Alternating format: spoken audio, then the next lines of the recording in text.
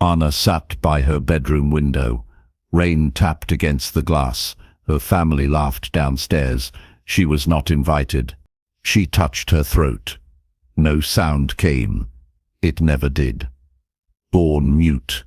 Her mother called it God's curse. "Why can't you just speak?" her sister Emma would ask. Then Emma would laugh. That cruel laugh that cut deep. "You're broken, Anna. Completely broken." Her father was worse.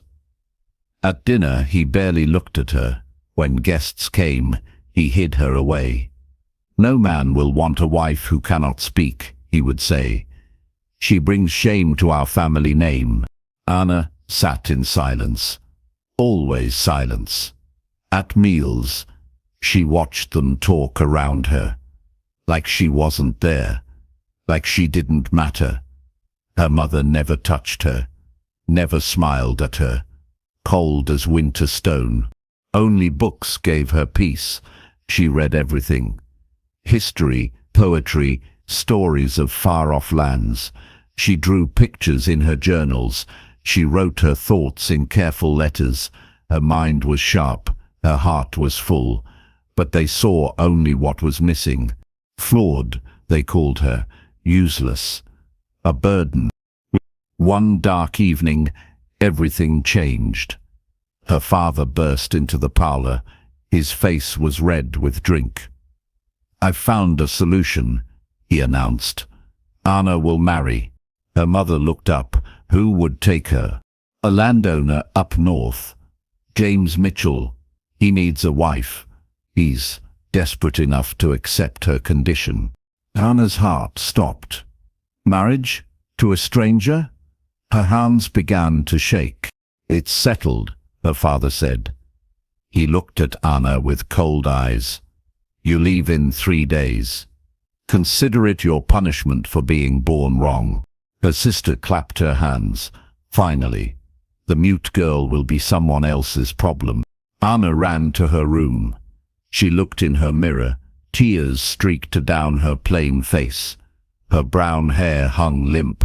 Her grey dress was faded. Everything about her seemed less.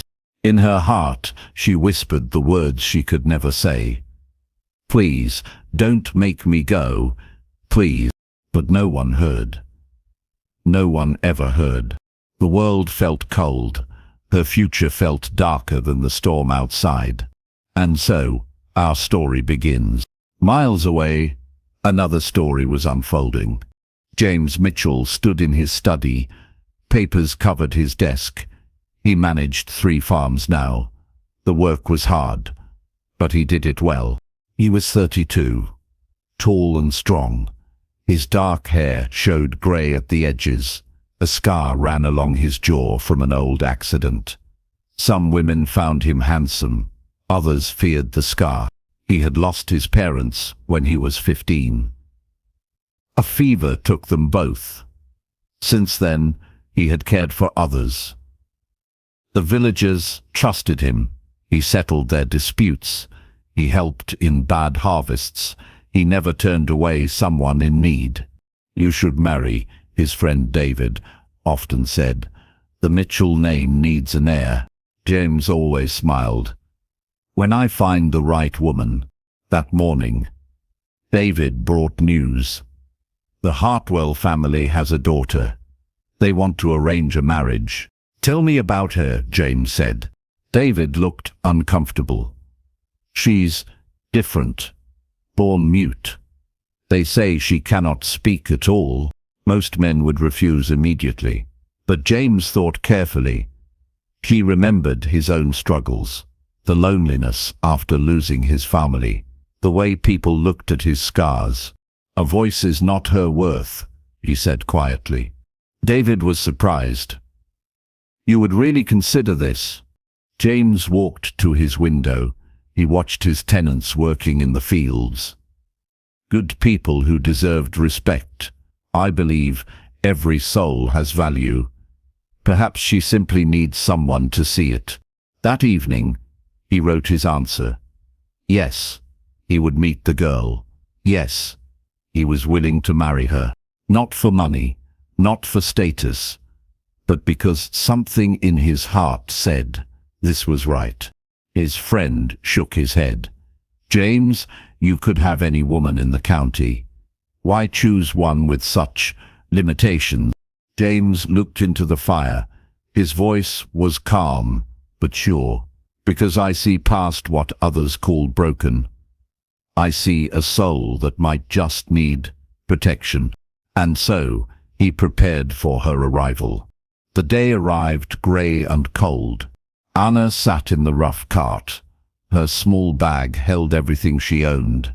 Her hands would not stop shaking. Every bump in the road made her stomach turn. What if he was cruel? What if he mocked her silence? What if he sent her away the moment he saw her plain face? The cart stopped. A simple stone house stood before her.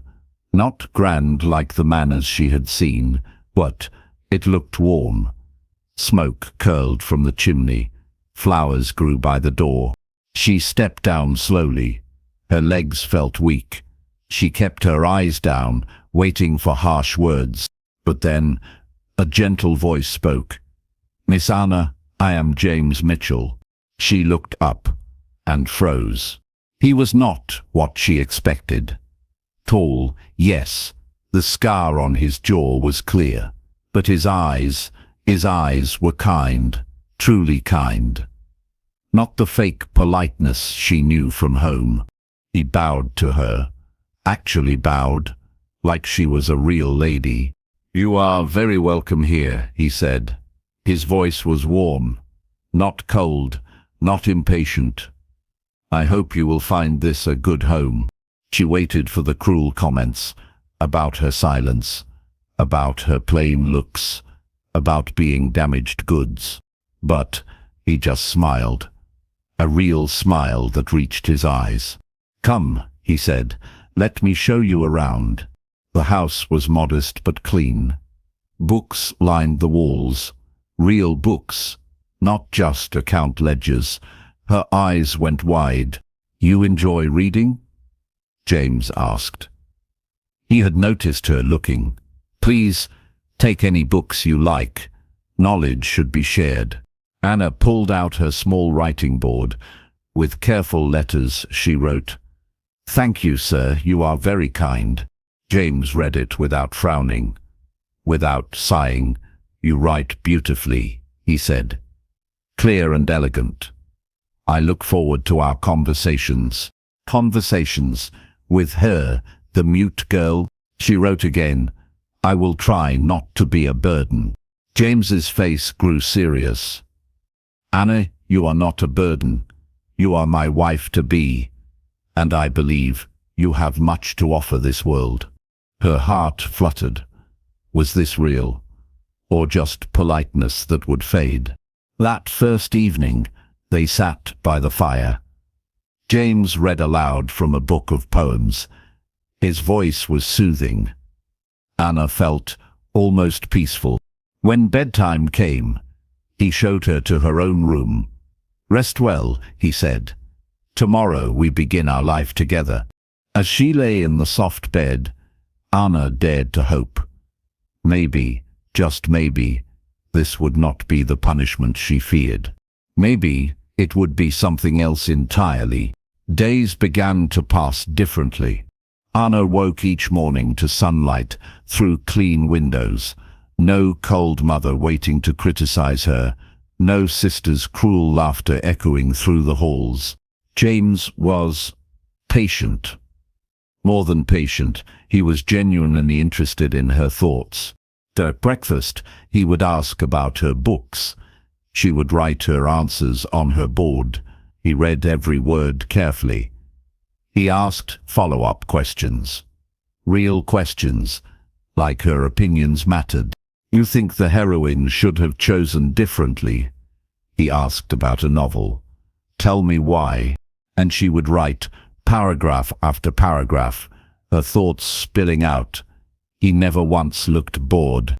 They walked the estate together.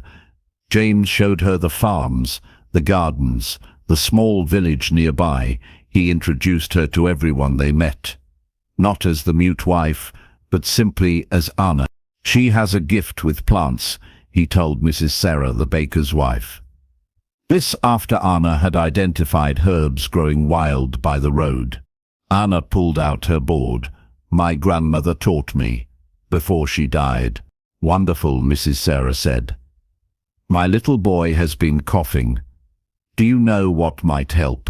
Anna wrote quickly, honey with elderberry and steam with mint leaves. Mrs. Sarah tried it. The next day, the boy was better. Word spread quickly. The new wife knew healing. She was quiet, but wise. James watched Anna help others. He saw her confidence growing. Day by day, she stood a little straighter. She began helping in the kitchen. Her cooking was exceptional, better than their old cook. James praised every meal. This bread is perfect, he said one morning. How did you learn to bake like this? Anna wrote. Books, and practice when no one watched. You taught yourself? James looked impressed. Anna, you continue to amaze me. Something warm bloomed in her chest. Amazed?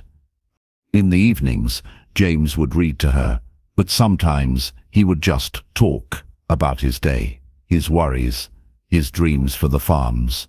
Anna listened, really listened. Then she would write long responses, suggestions, questions, thoughts he had never considered. You see things I miss, he told her one night. Your mind, it works differently than mine, better in many ways. Anna wrote, I watch, I notice. Since I cannot speak, I learned to observe. It's a gift, James said, a real gift. As weeks passed, Anna began to believe him. Maybe silence was not just a curse. Maybe it had taught her other things, valuable things. And maybe James Mitchell was not just being kind. Maybe he truly saw something in her that others had missed. The thought made her heart race in ways she had never felt before. Autumn came early that year.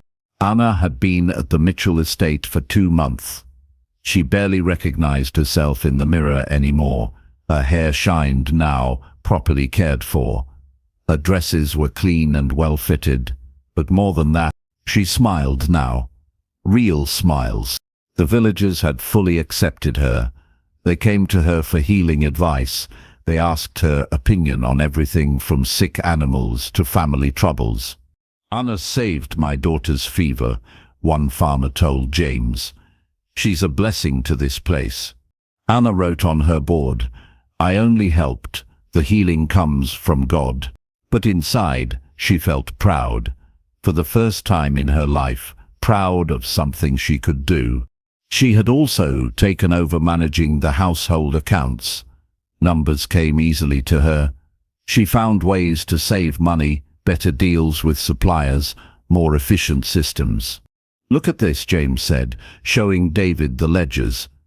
Anna reorganized everything. We're saving 30% on household costs. David whistled low. She's got a mind for business. She has a mind for everything, James said. His voice held something new, something warm and admiring. Anna overheard this conversation. Her heart fluttered like a bird, taking flight. That evening, James found her in the garden. She was gathering late herbs before the frost came. Anna, he said softly, may I speak with you? She nodded, wiping her hands on her apron. They sat on a stone bench. The sunset painted everything golden. I want you to know, James began, these past months have been the happiest of my adult life. Anna's breath caught. She pulled out her board. Happy with me? Because of you, James said. You brought life to this house, purpose to my days. You made me remember what it means to care for someone. Anna wrote quickly, you saved me from a cold home, from people who saw me as broken. James took her hand. His was warm and rough from work. You were never broken, Anna. You were waiting for the right place to shine. She looked into his eyes. Something passed between them. Something deeper than friendship, warmer than gratitude. Anna, James said quietly, I think I am falling in love with you. Her board clattered to the ground. Love. With her, the mute girl no one wanted. She wrote in the dirt with her finger. Truly, truly, James said, not despite your silence, but including all of who you are, your kindness, your intelligence, your gentle strength, everything. Anna felt tears coming. But for once, they were happy tears. She wrote in the dirt again, I love you too. James smiled. That wonderful, warm smile that had welcomed her on her first day. Then we are both blessed, he said.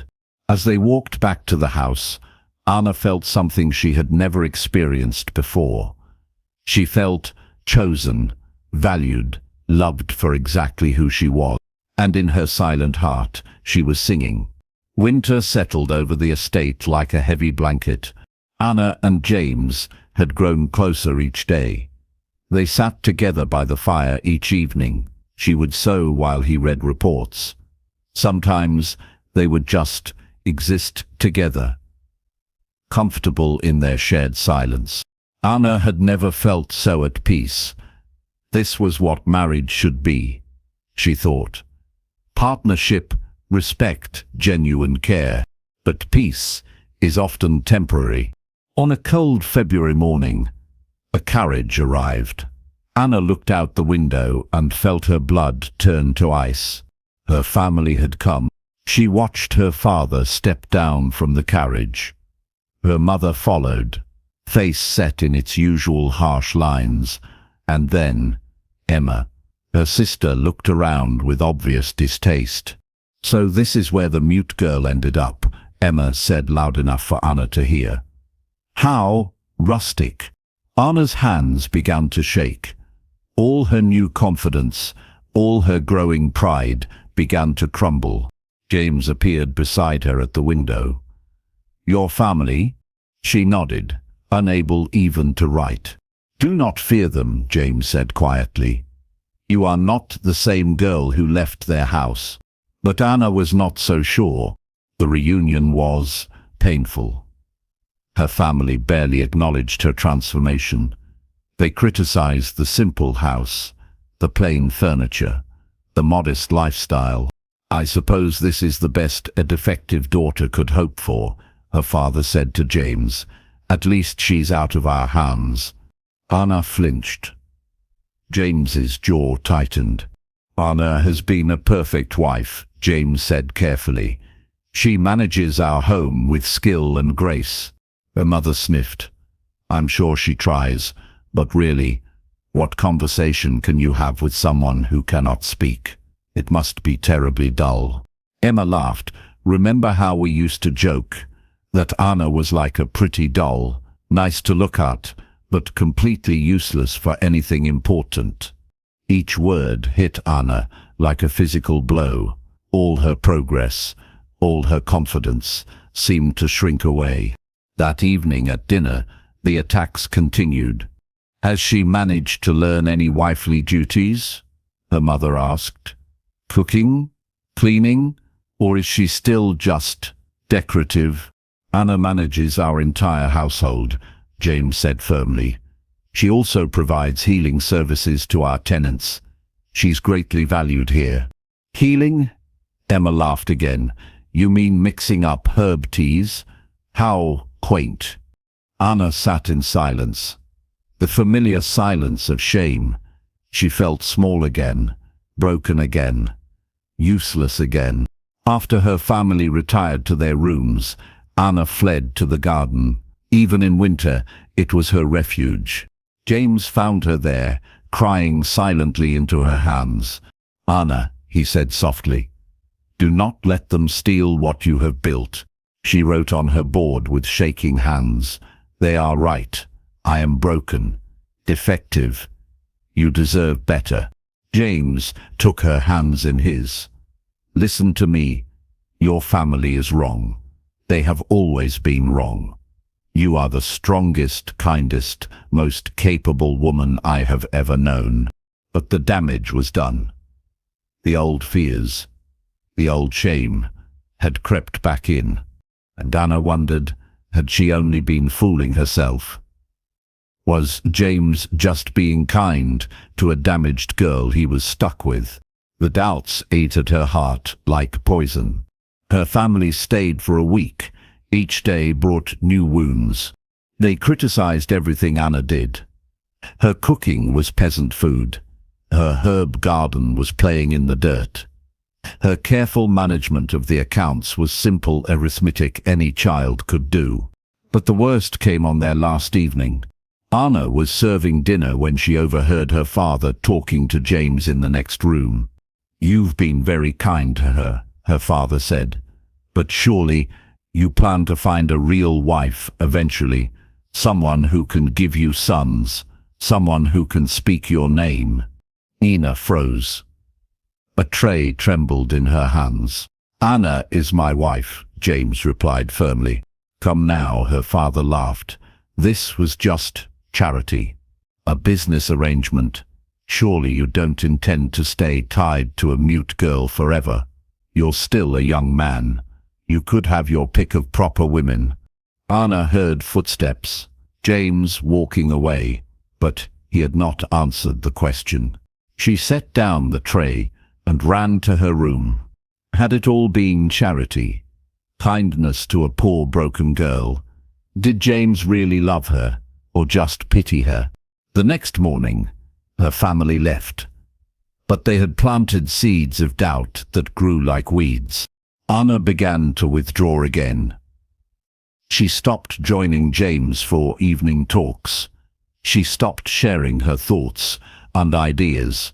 She went back to the old silence, the protective silence that kept her safe from more hurt. James noticed immediately. "Anna, what is wrong? You seem distant." She wrote on her board, "Nothing is wrong," but everything was wrong. The joy had leaked out of her world. The confidence had cracked. The love felt dangerous now.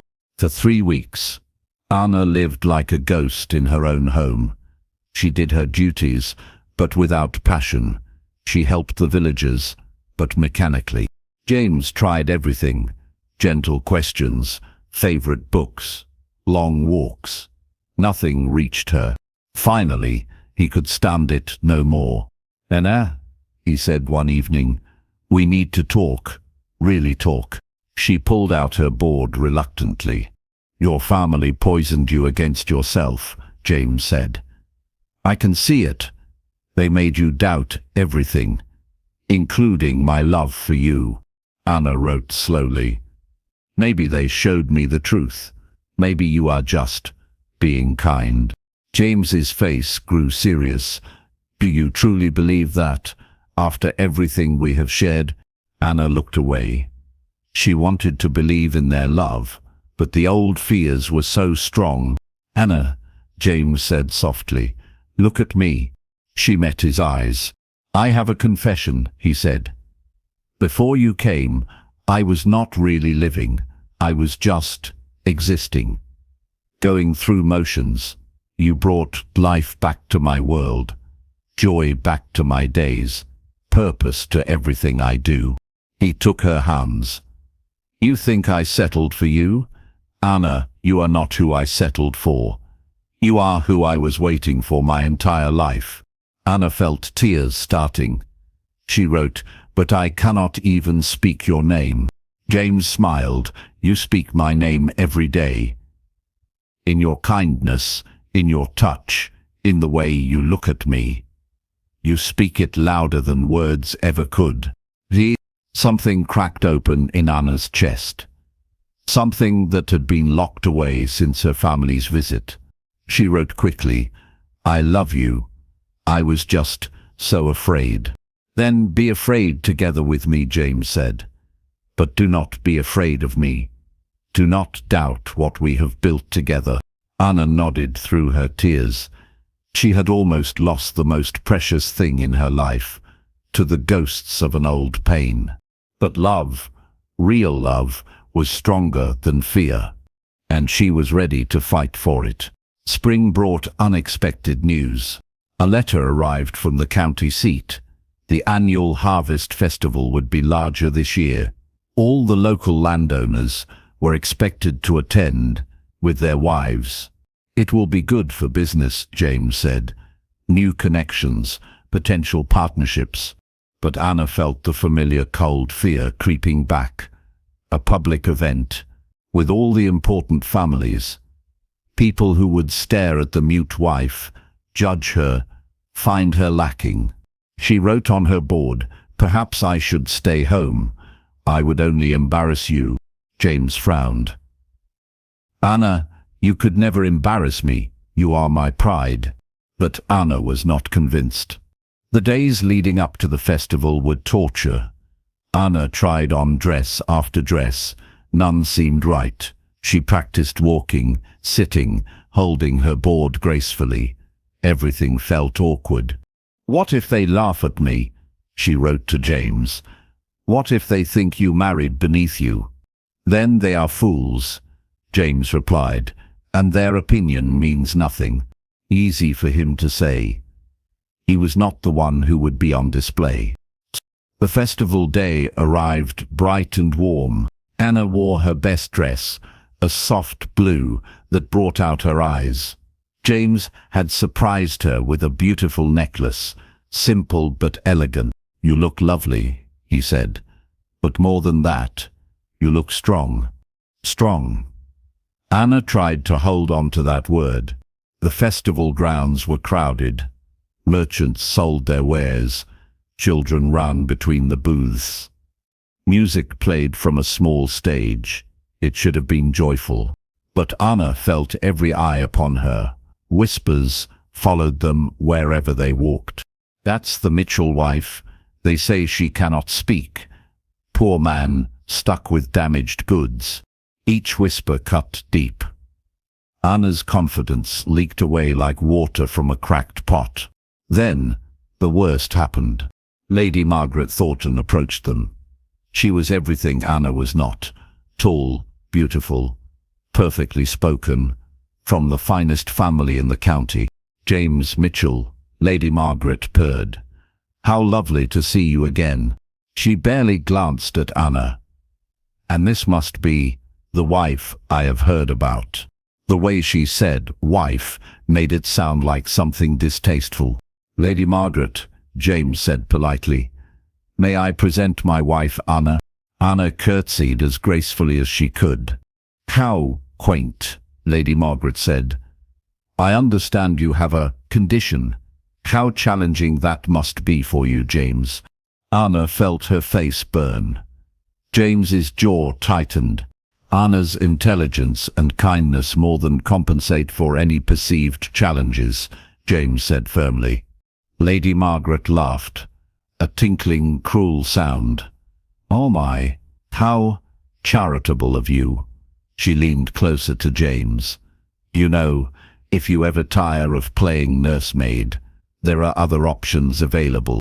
The words hit Anna like physical blows. Playing nursemaid. Is that what people thought? She looked around, saw other wives, chatting easily with their husbands, laughing at shared jokes, discussing important matters, things she could never do. Anna excused herself and fled to a quiet corner behind the church. She had been fooling herself. James was indeed stuck with her, a burden he was too kind to abandon. But as she sat there, fighting tears, something else began to rise in her chest. Anger. Pure, clean anger. Why should she accept their judgment? Why should she believe their cruel words over James's loving ones?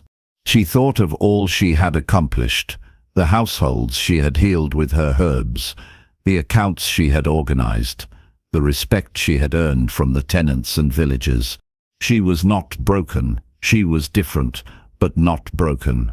And she was tired, so very tired, of letting other people define her worth. Anna stood up. She smoothed her dress. She lifted her chin. It was time to stop hiding.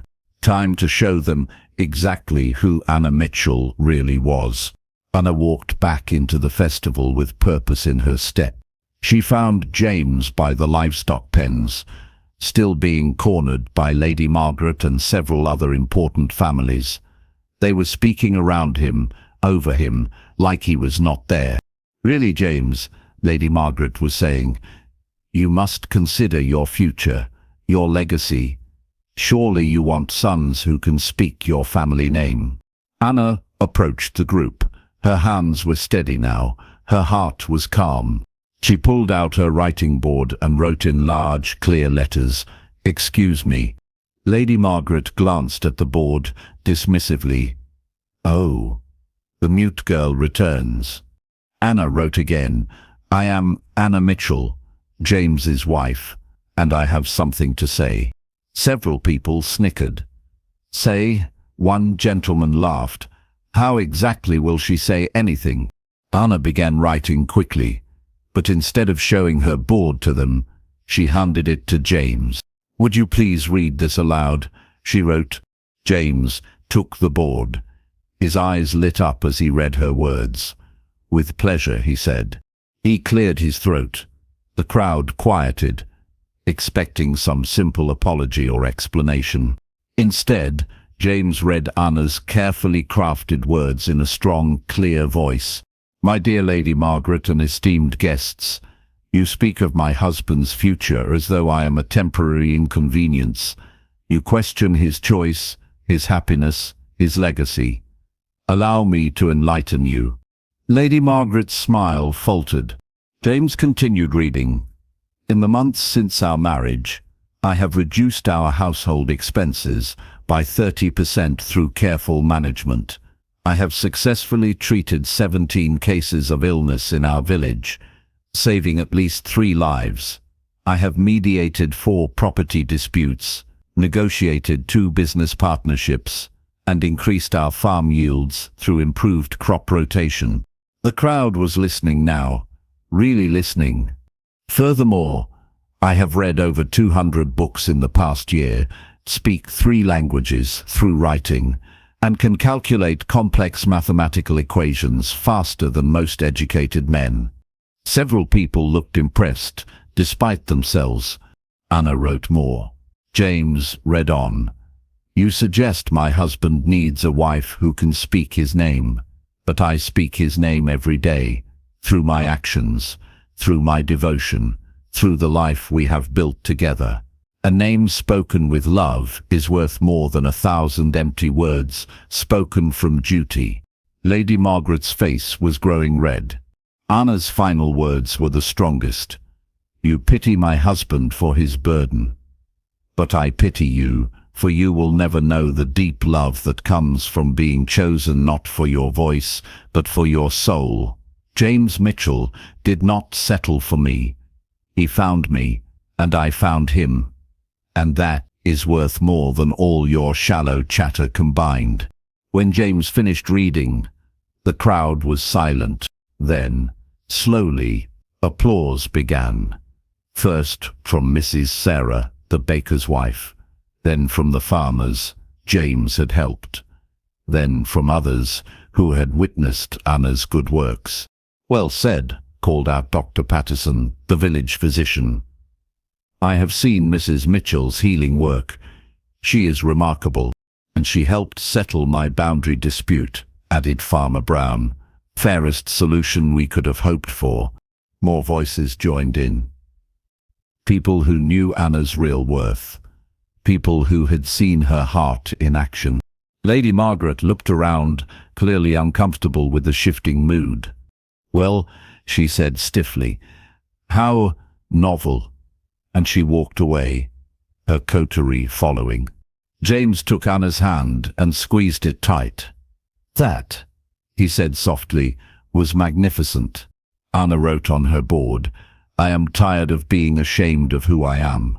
"Good," James said, "because who you are is extraordinary." As they walked through the rest of the festival, Anna noticed the change. People approached her with respect. They asked her opinion. They treated her as James's equal partner, not his burden. She had found her voice at last, not in sound, but in strength, not in speech, but in truth, and it was louder than any spoken words could ever be. 2 years later, Anna stood in her herb garden, now famous throughout 3 counties.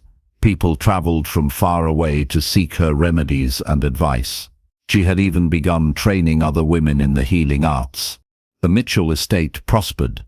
Anna's business sense, combined with James's farming knowledge, had made them one of the most successful partnerships in the region. But more than that, they were happy. Truly, deeply happy. Anna had never imagined marriage could be like this. A true partnership built on respect, admiration, and genuine love. She looked up to see James approaching through the garden paths. He held a letter in his hand, and his face was bright with excitement. "Anna," he called. "Wonderful news." She set down her basket of lavender and approached him, curious. James held up the letter. "We have been invited to the governor's ball. They specifically requested you as an honored guest." Anna's eyes went wide. Her, an honored guest. They have heard of your healing work, your community service, your business acumen. They want to recognize your contributions publicly. Anna pulled out her writing board. "Are you certain they mean me? The mute girl from nowhere?" James laughed. "Anna, you have not been that girl for a very long time. You are Anna Mitchell, healer, businesswoman, community leader. You are exactly who they want to honor." The night of the governor's ball. Anna looked at herself in the mirror. She wore a gown of deep green silk, her hair arranged in an elegant style. But more than her appearance, she saw the change in her eyes. Confidence lived there now, strength, purpose. She was no longer the frightened girl who had arrived in that rough cart 3 years ago. At the ball, Anna was indeed treated as an honored guest. She met physicians who wanted to learn her techniques, businessmen who respected her innovations, ladies who admired her community work.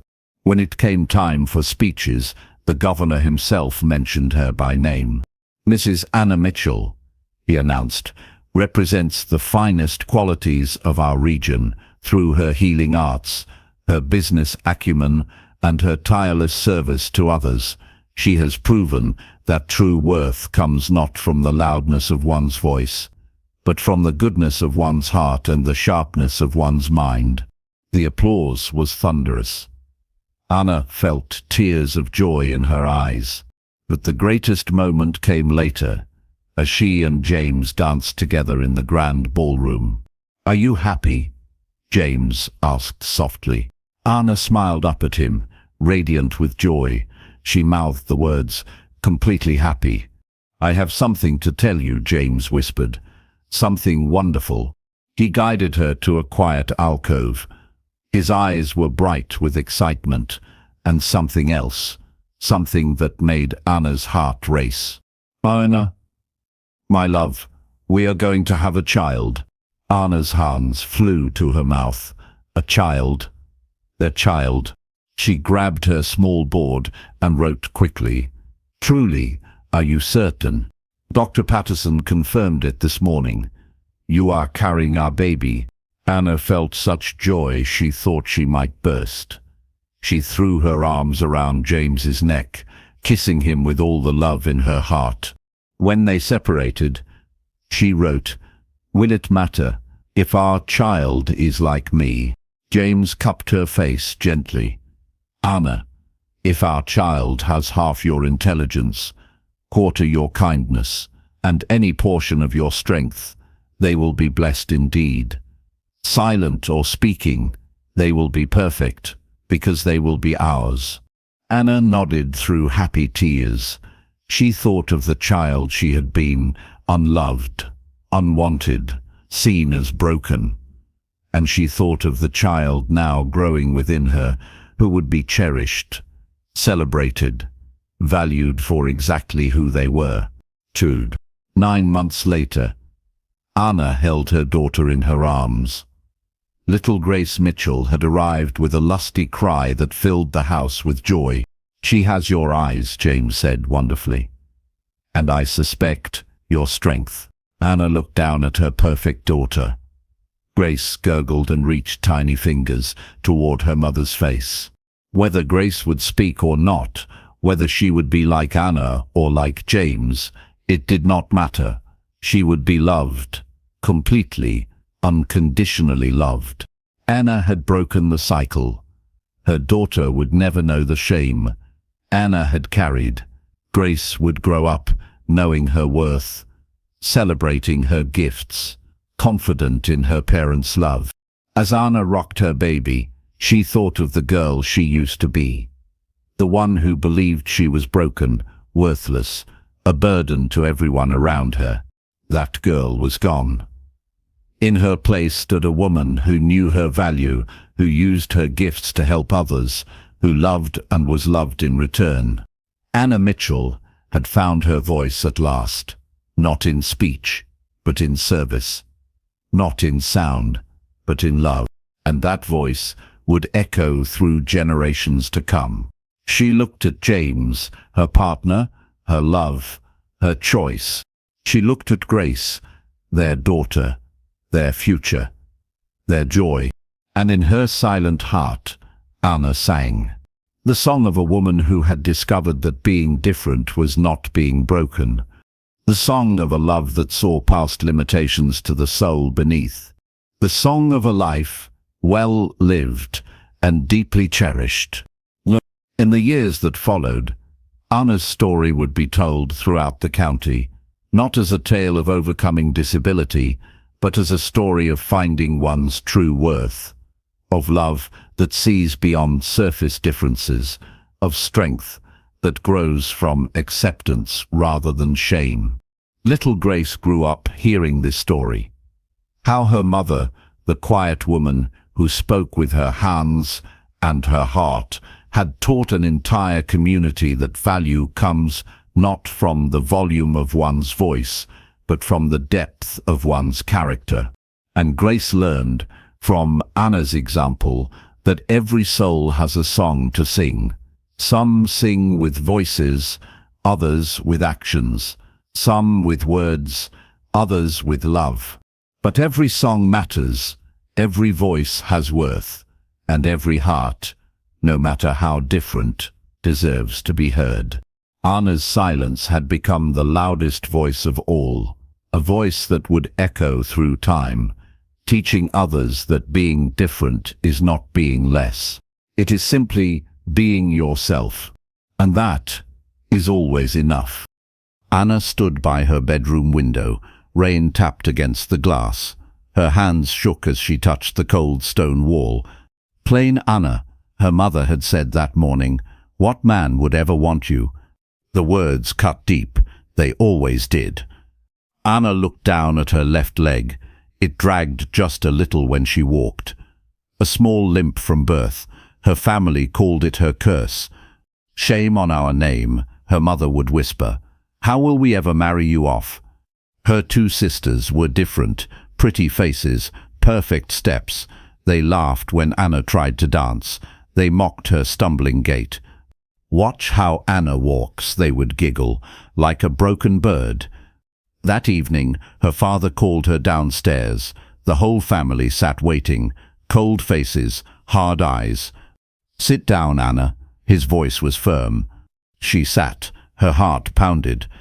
We have news, he said. You are to be married. Anna's breath caught. Married? To whom? Her mother smiled, but it was not kind. Count Marek, they call him the Ice Heart. Anna had heard the stories. A man who never smiled, never showed warmth.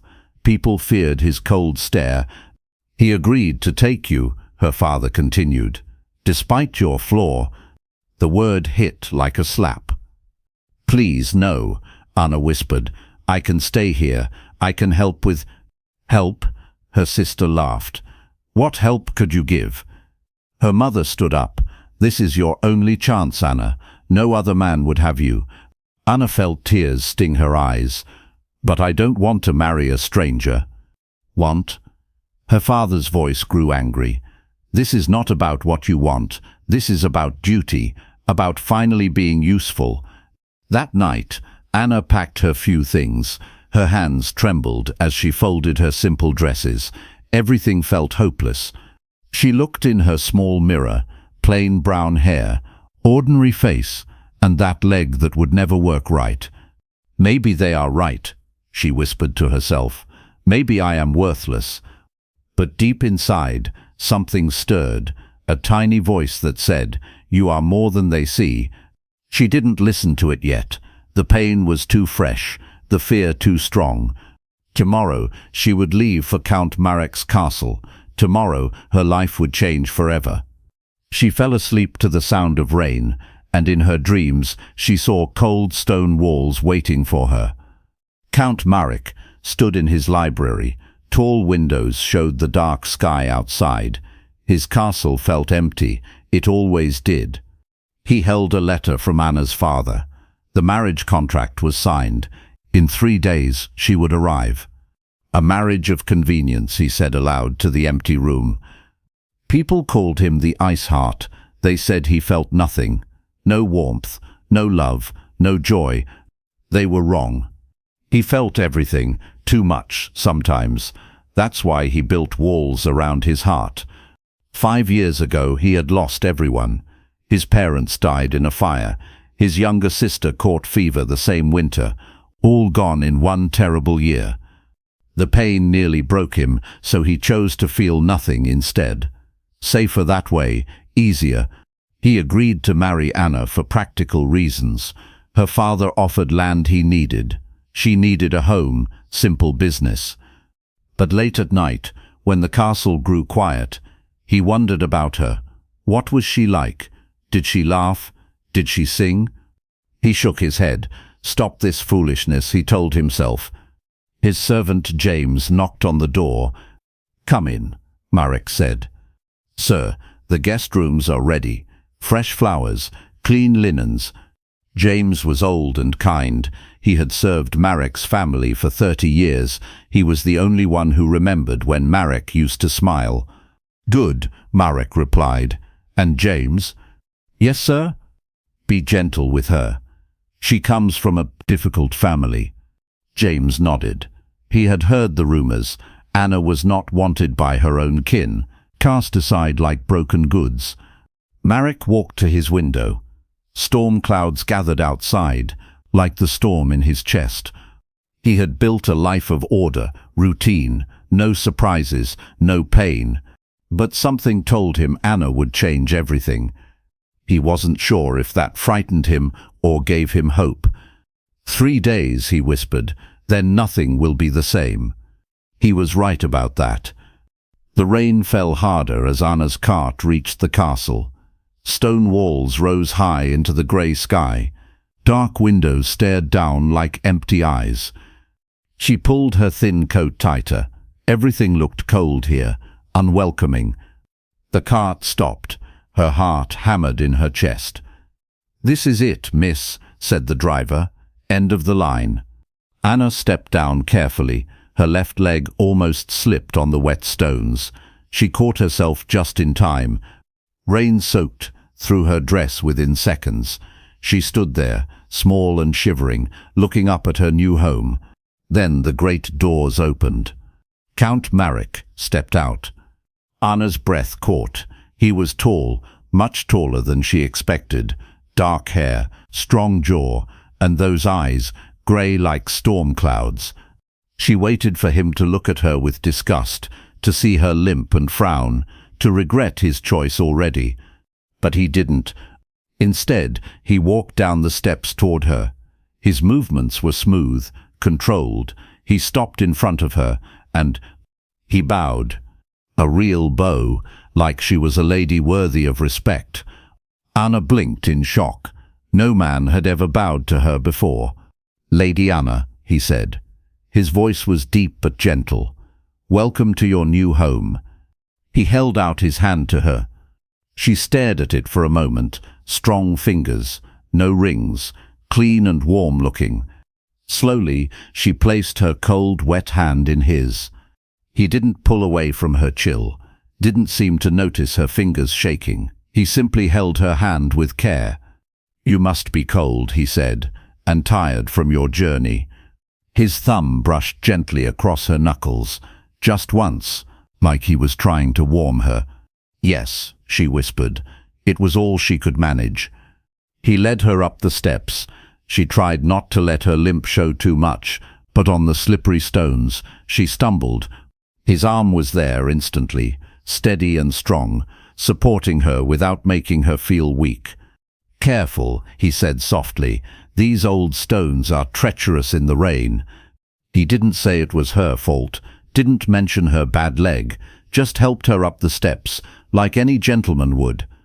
Anna looked up at his face as they reached the doors. She expected to see pity there, or annoyance. Instead, she saw something else, something that made her heart skip. Kindness. "James will show you to your rooms," Marek said as they entered the great hall. "Rest, warm yourself by the fire. We can talk more when you're ready." He started to leave, then paused. "Anna?" She turned. "Yes? I'm glad you're here." 4 simple words, but they melted something inside her that had been frozen for years. Maybe the ice heart wasn't so cold after all. Anna woke to sunlight streaming through tall windows. For a moment she forgot where she was. Then she remembered. The castle, her new home, her husband. She dressed quickly in a simple blue dress. As she brushed her hair, she heard voices outside her door. "The Count asks if you would join him for breakfast," came a gentle voice. Anna opened the door to find James smiling at her. His face was kind, wrinkled from years of smiling. "He wants to eat with me," she asked. "Every morning, if you like." No one in her old home had ever wanted her company at meals.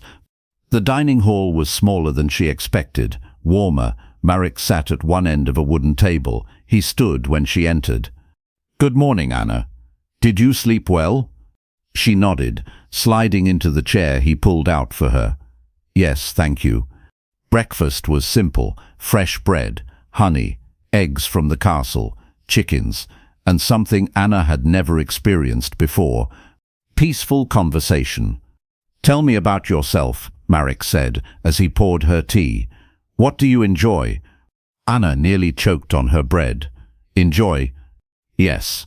What makes you happy?" No one had ever asked her that, ever. "I like to cook," she said slowly, "and I know a little about herbs, for healing."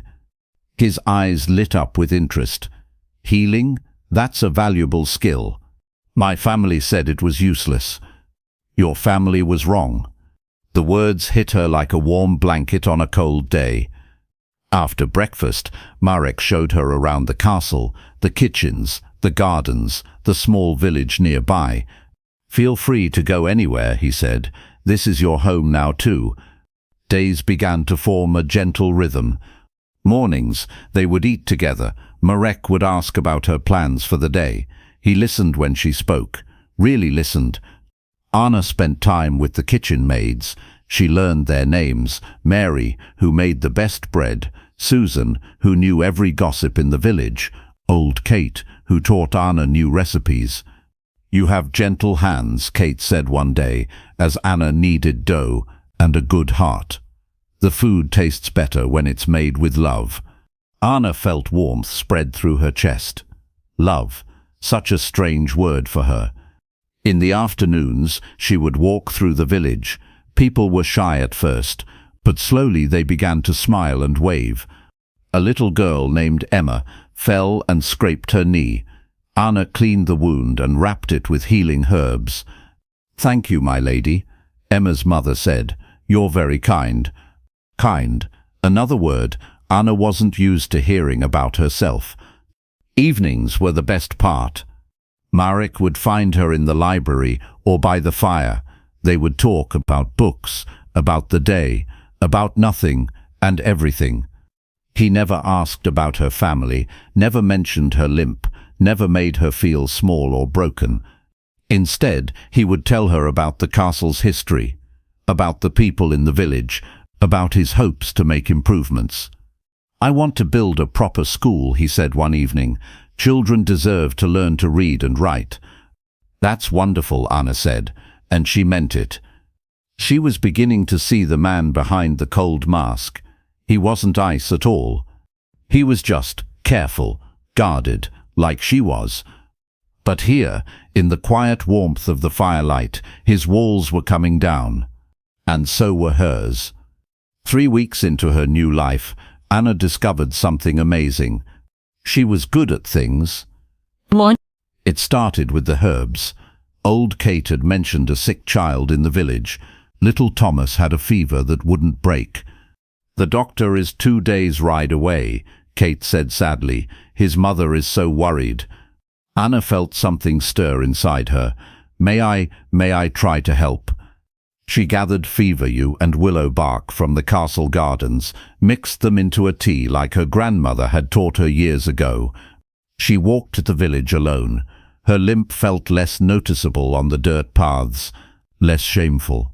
Thomas's mother, Sarah, opened the door with tired eyes. "My lady, is everything all right?" "I brought something for Thomas," Anna said shyly. "If you'd like me to try." Sarah's face crumpled with relief. "Oh, please. Yes, please." Anna spent the afternoon with the sick boy. She cooled his fever with damp cloths, fed him small sips of herbal tea, told him stories to help him sleep. By evening, his fever had broken. "You saved him," Sarah whispered through her tears. "How can I ever thank you?" Anna walked home in a daze. She had helped someone, really helped. When she told Marek at dinner, his face lit up with pride. "You have a gift, Anna. A real gift." The next week brought more chances to help. Mrs. Ellis cut her hand badly while chopping vegetables. Anna cleaned the wound and stitched it closed with tiny, careful stitches. Young Peter twisted his ankle badly. Anna made a poultice that eased the swelling. Baby Grace wouldn't stop crying with colic. Anna brewed a gentle tea that finally brought her peace. Word spread quickly through the village. The new countess had healing hands, a kind heart. She would come when called, day or night.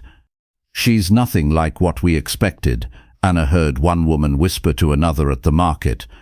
"Expected?" Anna asked. The woman blushed. "Forgive me, my lady.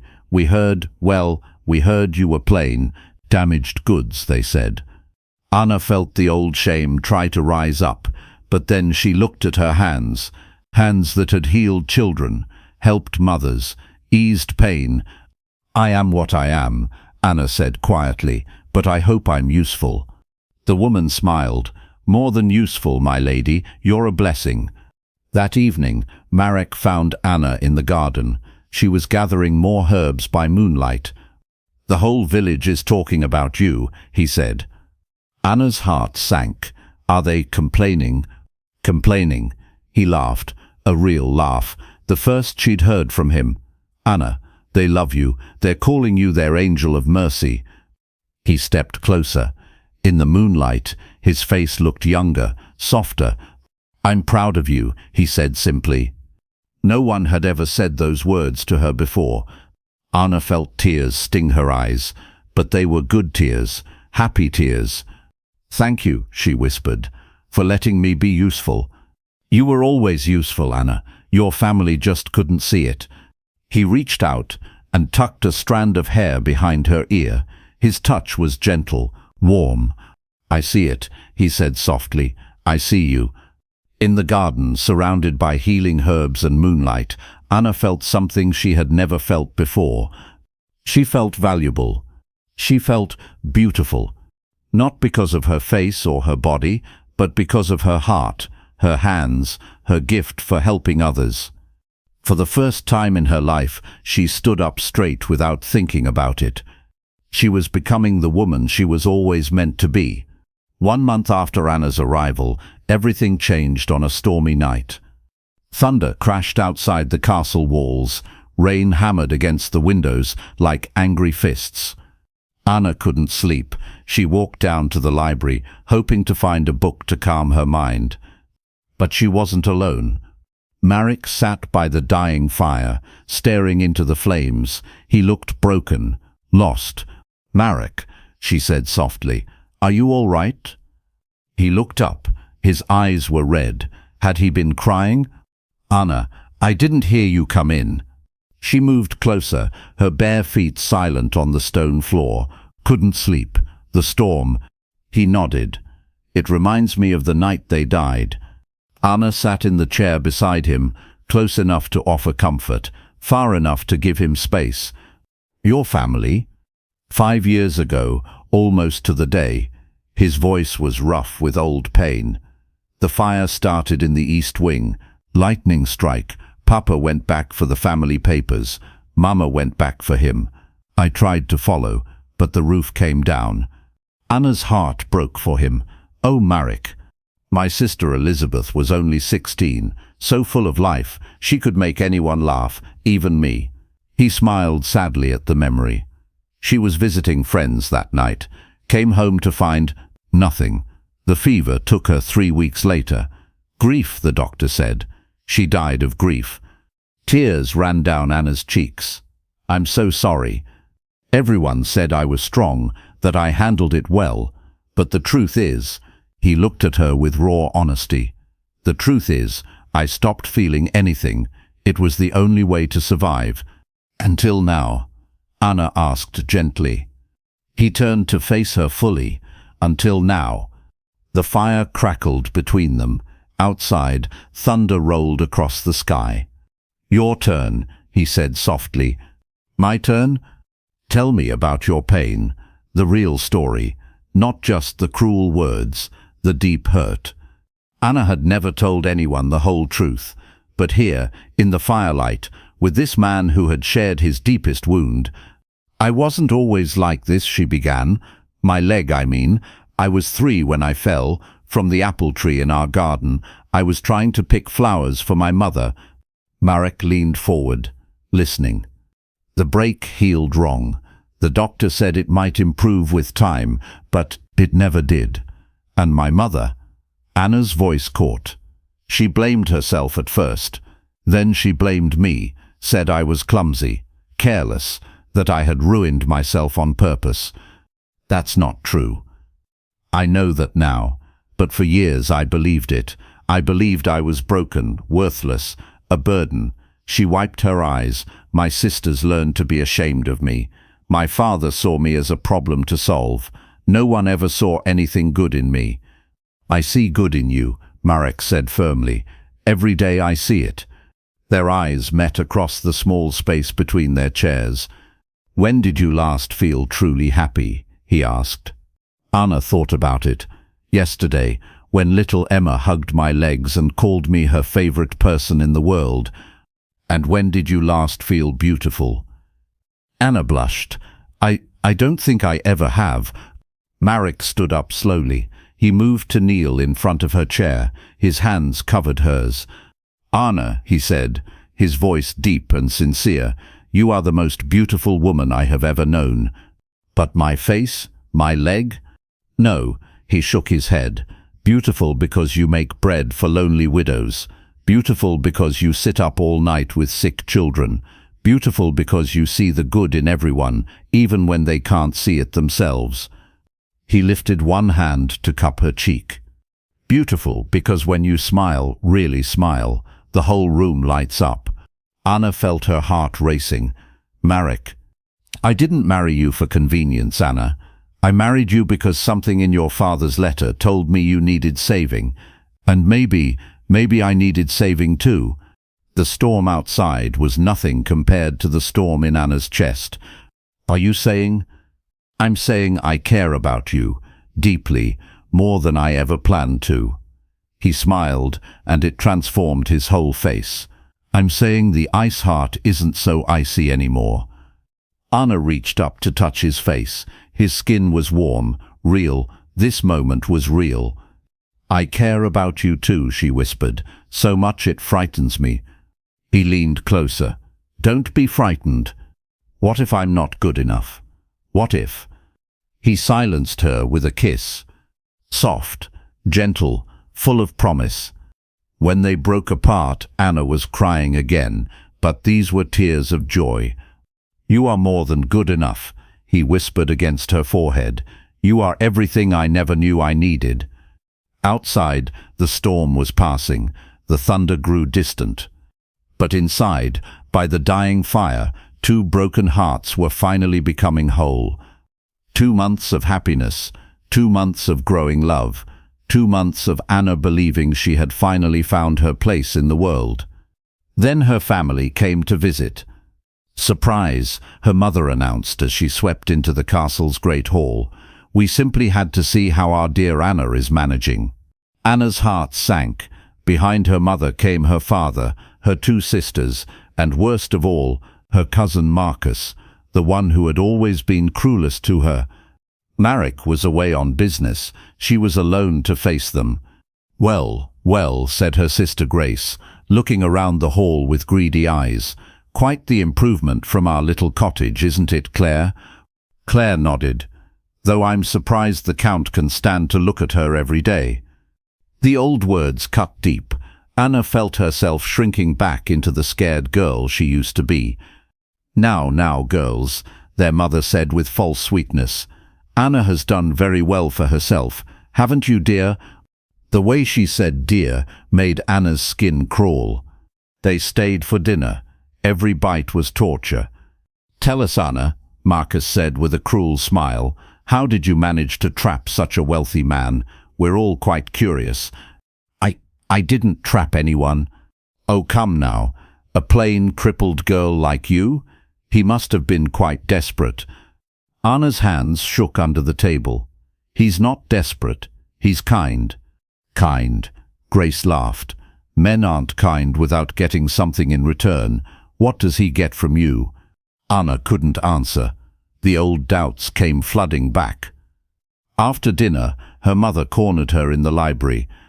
I know what you're thinking, she said, that you've won some great prize, that you're important now. I am important, Anna said quietly. I help people. Help people. Her mother's laugh was cold. Anna, you're a convenience to him. Nothing more. A business arrangement. Don't fool yourself into thinking it's love. It is love. Then where is he tonight? If he loves you so much, why isn't he here defending you? Anna had no answer for that. The next morning brought worse news.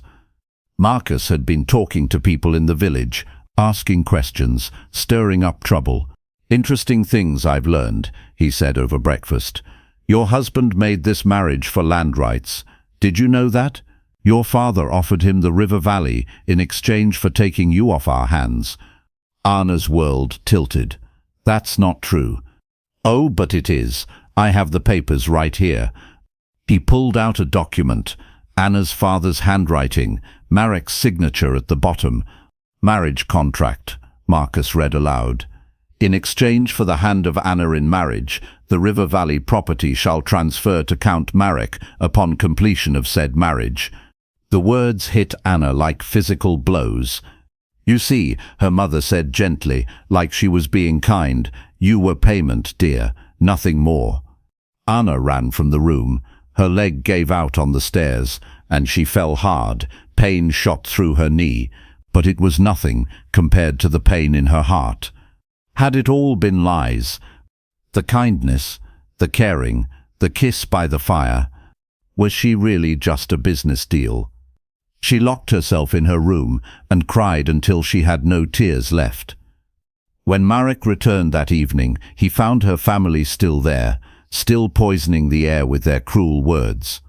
"Ah, Count Marek," her mother said sweetly, "we were just telling Anna how fortunate she is. Such a practical arrangement you've made." Marek's eyes found Anna across the room. She was pale, shaking. She wouldn't meet his gaze. "Anna, what's wrong?" "She knows," Marcus said with satisfaction, "about the land deal, about why you really married her." Marek went very still, his face turned to stone. "I see. Nothing to be ashamed of," Anna's father said with a hearty laugh. "Good business is good business, and you got the land you needed." "Yes," Marek said quietly, "I did." Anna's heart shattered completely. It was true, all of it. She had been sold, traded, used. The ice heart wasn't melted after all, it had just been practical.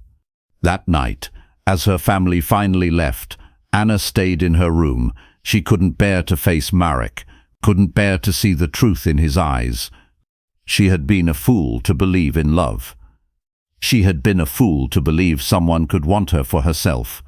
She was back where she started, unwanted, worthless, broken. But this time, the pain was so much worse. Because for a little while, she had believed in magic. And magic, as always, turned out to be a lie. 3 days passed. 3 days of silence between Anna and Marek. 3 days of Anna hiding in her room, too hurt to face the world. On the 4th day, little Emma came to the castle. "Please, my lady," she begged through Anna's door. "Mama is sick, really sick. She won't stop coughing up blood. Please help her." Anna's heart broke. Sarah had become like a friend to her, a real friend. Despite her own pain, Anna couldn't ignore someone who needed help. She gathered her herbs and followed Emma to the village. Sarah lay pale and fevered in her small bed. Her breathing was shallow. Her lips had a blue tint. "Oh, Sarah," Anna whispered. She worked for hours, cooling the fever, making teas for the cough, sitting beside the bed, holding Sarah's hand. By evening, the fever broke. Sarah's breathing eased. "Thank you," Sarah whispered. "You saved me." Anna walked home in the darkness. Her leg ached from the long day. Her heart still felt broken. But she had saved someone's life today. That had to count for something. The next morning brought more visitors. 3 women from the village stood in the great hall. "My lady," said Mrs. Ellis, "we heard what your family said about you being payment, about the land deal." Anna's cheeks burned with shame. "Yes, it's true." "We don't care," said another woman firmly. Anna looked up in surprise. "We don't care why you came here," Mrs. Ellis continued. "We care about what you've done since you arrived. You've healed our children, comforted our sick, fed our hungry. That's what matters." The third woman stepped forward. "You're not payment, my lady. You're a blessing, and we won't let anyone say different." Anna felt tears sting her eyes. "But the Count, he only married me for land." "Did he?" Mrs. Ellis asked. "Then why does he watch you with such gentle eyes? Why does he smile when you're not looking? Why did he ask us yesterday if there was anything you needed to be happy?" Anna's heart skipped. He asked that. "Men don't ask those questions about business deals," Mrs. Ellis said kindly. "They ask them about women they love." That afternoon, Anna made a decision. She found Marek in his study. He looked up when she entered. His face was guarded, careful. "Anna, we need to talk." She sat down across from his desk, her hands folded in her lap. "Is it true," she asked simply, "about the land?" He was quiet for a long moment. Then yes. The word hurt, but Anna had expected it. "Did you marry me for the land?" Another pause. "That's how it started." "Yes." Anna nodded. She had needed to hear the truth, even if it hurt. "But Anna—" "No," she said, holding up her hand. "Let me speak first." She took a deep breath, gathered her courage. "My family told me I was worthless my whole life. They said no one could ever love me, that I was damaged goods, broken." Marek started to protest, but she continued. "For a while, I believed them again. When I learned about the land deal, I thought they were right. I thought I was just a thing to be traded." "Anna, you're not—" "I'm not finished." Her voice grew stronger. "Because then I remembered something important." She stood up, walked to the window, looked out at the village where people loved her. I remembered that Sarah called me her savior yesterday. That little Emma lights up when she sees me. That Mrs. Ellis says I'm a blessing. She turned back to face him. I remembered that I have value, Marek. Real value, not because of land deals or marriage contracts, but because of who I am, what I do, how I help people. Marek was staring at her, his eyes wide. So here's what I want to know, Anna continued, her voice clear and strong. Do you see my value? Do you see who I really am? Anna, because I won't be with someone who sees me as a business deal. I won't be with someone who pities me or tolerates me. She lifted her chin. I know my worth now, and I deserve someone who knows it too. Marek stood up slowly. He walked around the desk to stand in front of her. You want the truth? He asked. Yes. The whole truth. Yes. He took her hands in his, looked directly into her eyes. I married you for the land. That's true. But Anna, I fell in love with you for 100 other reasons. Her breath caught. I love the way you hum while you cook. I love how you stop to pet every stray cat in the village. I love that you cry when you read sad stories. I love your laugh, your kindness, your strength. His thumbs brushed across her knuckles. I love that you see good in everyone, including me. I love that you make me want to be a better man. I love that when you walk into a room, everything feels brighter. Anna felt her walls crumbling. Most of all, he said softly, I love that you just stood here and demanded to be valued. The woman I married 2 months ago could never have done that. But the woman you've become, she's magnificent. Marek, I love you, Anna. Not because of any deal or contract. I love you because you're you, limp and all, plain face and all, stubborn heart and all. He smiled. Though for the record, you're not plain, you're beautiful, and your limp just means I get to walk slower with you, more time to hold your hand. Anna was crying now, but they were good tears. I love you too, she whispered, even if you did start this for practical reasons. Practical reasons brought us together, he said, pulling her close. But love is what will keep us together. He kissed her then, soft and sweet and full of promise. When they broke apart, Anna realized something wonderful. She was standing up straight, chin high, no shame, no fear.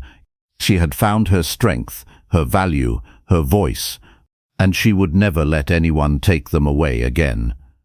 6 months later, Anna barely recognized the woman she used to be. She stood in the castle's great hall, preparing for the harvest festival. Tables groaned under the weight of food she had helped prepare. Flowers she had grown decorated every corner. The hall buzzed with laughter and conversation. Families from the village mixed with guests from neighboring estates. Children ran between the tables, shrieking with joy. Anna wore a new dress, deep blue silk, that brought out her eyes. Her hair was braided with ribbons. She had never felt more beautiful. My lady, little Emma ran up and hugged Anna's legs. Look what I made for you. A crown of wild flowers, crooked and sweet. It's perfect, Anna said, bending down so Emma could place it on her head. Thank you. Marek appeared at her side, handsome in his formal clothes, but Anna loved him best when he smiled, like he was doing now. The Countess of Flowers, he said, adjusting her crown gently. It suits you. The evening was magical. Anna moved through the crowd, greeting friends, because that's what they were now. Friends, people who valued her, respected her. Mrs. Ellis showed off her newest grandchild. Born healthy because of the herbs you taught my daughter to take, she said proudly. Young Peter, fully healed from his twisted ankle, performed juggling tricks for the children. Sarah, glowing with health, pressed a loaf of fresh bread into Anna's hands. Made with love, she whispered, like you taught me. As the evening wound down, Anna stepped outside for air. The garden was quiet, peaceful. Moonlight silvered the herb beds she had planted. She heard footsteps behind her. "Hiding from your own party?" Marek asked, wrapping his arms around her from behind. "Just thinking," she said, leaning back against his chest. "About what?" "About how different everything is, how different I am. Are you happy with the changes?" Anna thought about it, really thought about it. 6 months ago, she had been afraid of her own shadow, ashamed of her body, convinced she was worthless. Now she ran a household, healed the sick, had friends who loved her, a husband who cherished her. "Yes," she said simply, "I'm happy." "Good, because I have news." She turned in his arms. "What kind of news?" "The kind that might make you even happier." His eyes twinkled. "Lord Brandon from the Eastern Counties has written. His daughter fell from her horse and broke her leg badly. The doctors say it might not heal right. She's having a hard time with it, feeling worthless, broken." Anna's heart clenched. She knew that feeling so well. "He's heard about your healing skills, but more than that, he's heard about your story, how you overcame your own challenges. He wants to know if you would visit, if you could help his daughter see that she has value beyond her injury." Anna felt tears prick her eyes. "He wants me to help her. He wants you to show her what you've shown everyone here, that strength comes from the heart, that beauty comes from kindness, that worth comes from what you do, not how you look." Anna wiped her eyes. "When do we leave?" "We? You don't think I'm going alone, do you?" Marek smiled. "I was hoping you'd say that." They stood in comfortable silence for a moment. Then Anna spoke again. "Marek, do you ever regret it? The land deal that brought us together?" "Regret it?" He laughed. "Anna, that land deal was the best business decision I ever made, not because of the property, because it brought me you." He cupped her face in his hands. "I got so much more than land, my love. I got a partner, a healer, a woman who makes me laugh, and makes me proud, and makes every day brighter." He kissed her forehead gently. "I got the other half of my heart." Anna smiled up at him. The scared, broken girl was gone. In her place stood a confident woman, a healer, a countess, a wife, a person of worth. "I love you, Marek." "I love you too, Anna, my beautiful, strong, magnificent Anna." Inside the castle she could hear the last guests saying their goodbyes. Tomorrow would bring new challenges, new people to help, new opportunities to grow. But tonight, in the moonlit garden, surrounded by the herbs she had planted and the love she had cultivated, Anna was exactly where she belonged. She was home, she was valued, she was loved, and she would spend the rest of her life helping other broken souls find their way to the light. Just as Marek had helped her find hers. 2 years later, Anna stood in the nursery, rocking her 6-month-old daughter. Little Elizabeth had Marek's grey eyes and Anna's gentle spirit. She was perfect in every way. "Tell me the story again, Mama," said Lucy, the 10-year-old girl they had adopted 6 months earlier. Lucy had been orphaned and left with a twisted spine. No one wanted her, except Anna and Marek. Now Lucy helped in the herb garden and was learning to read. Her spine would always be curved, but her spirit soared straight and strong. "Which story?" Anna asked, settling into the rocking chair with both girls. "The one about the ice heart and the broken bird." Anna smiled. It was Lucy's favorite story, the one Anna told about a count who seemed cold and a girl who thought she was broken, the one that ended with love conquering all. "Once upon a time," Anna began, "there was a girl who believed she was worthless." As she told the story, Anna thought about all the lives that had changed since that terrible night she left her family home. Lord Brandon's daughter, Catherine, had spent a month at the castle. She had learned to walk again with confidence. Now she ran a school for children with injuries and disabilities. A young man named David had come with a scarred face from burns. Anna had taught him that true beauty came from within. He was now married with 2 children and worked as the village blacksmith. 3 sisters had arrived last year, cast out by their stepmother for being too plain. Anna had helped them discover their talents for painting, music, and mathematics. They now ran a successful art school in the nearest large town. The castle had become a haven for the unwanted, the broken. The cast aside, Anna had turned her pain into purpose. "And did they live happily ever after?" Lucy asked, though she knew the answer. "They lived," Anna said, kissing Lucy's forehead, and then baby Elizabeth's, with great love and purpose and joy. They helped others find their strength. They built a family, not from blood, but from choice and care. "Like us," Lucy said with satisfaction. "Like us." Marek appeared in the doorway. His hair had a touch of silver now, but his smile was the same, warm, full of love. "Time for bed, Lucy," he said gently. Lucy kissed Anna and the baby good night, then skipped off to her room. Marek took baby Elizabeth and settled her in her crib. "Another successful story time?" he asked. "She never gets tired of it." "Neither do I." Marek pulled Anna close.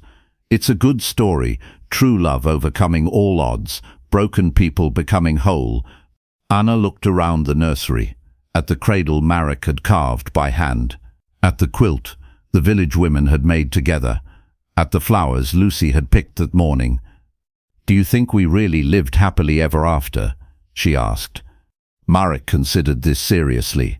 "I think we lived fully ever after, with all the joy and sadness and challenge and wonder that a full life brings." He was right. Their life wasn't perfect. Baby Elizabeth cried at night. Lucy still had bad days when her back hurt. The village faced problems that needed solving. Anna's legs still ached in cold weather. But they faced it all together, with love, with purpose, with the knowledge that they were valued and valuable. "I have news," Marek said suddenly. "More broken souls to heal." In a way, he smiled mysteriously. "Your family is coming to visit." Anna's breath caught. She hadn't seen them since that terrible visit 2 years ago. "Why?" "Your sister Grace has a daughter now, born with a clubfoot. She's struggling. Your mother wrote to ask if you might have advice." Anna was quiet for a long moment. She thought about the girl she used to be, scared, ashamed, convinced she was worthless because of her imperfect body. She thought about Grace, who had laughed at Anna's limp, who had mocked her struggles. She felt pity and understanding. "When do they arrive?" "Next week. Are you ready for that?" Anna stood up and walked to the window. In the courtyard below, she could see the school Marek had built. Children with various challenges, learning and laughing together. Lucy was teaching a younger boy to braid rope despite his missing fingers. She could see the hospital wing they had added to the castle, where people came for healing of both body and spirit. She could see the village beyond, thriving, happy, full of people who knew their worth. This was the life she had built, the person she had become. "Yes," she said firmly, "I'm ready." She would show Grace what she had learned, that a child's worth had nothing to do with perfect feet or straight spines, that love and acceptance could help anyone learn to soar.